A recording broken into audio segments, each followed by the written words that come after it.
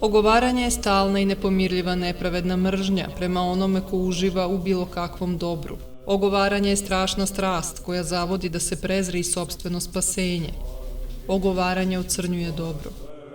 Ogovaranje je gore od ratovanja, jer kada se reši uzrok zbog kojega beše rat, ratnik se reši i neprijateljstva, a ogovarač nikakav drugi razlog nemajući osim same opsednutosti i satanskog nastrojenja, jednako ogovara. Kome će predati takvu dušu? Kojoj zmiji, kojoj aspidi, kojem crvu, kom gadu? Od takve duše nema ničeg, ni prokletijeg, ni lukavijeg, jer to je crkve upropastilo, to je rodilo jeresi, to je naoružalo bratsku ruku. Ogovarač ima lukavo oko koje ogovara dobro. Ogovarač kao nenavidnik svoga spasenja samo najedno sabira pažnju na porugu onoga koga ogovara. Ako ko ogovarača nazove demonom i zveriju, neće sagrešiti.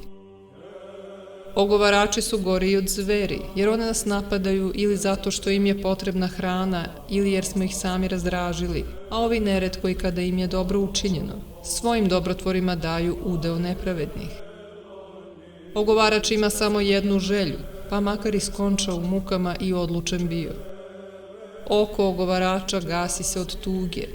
Živi neprestano umirući sve smatra neprijateljima, pa i one koji nisu ništa skrivili.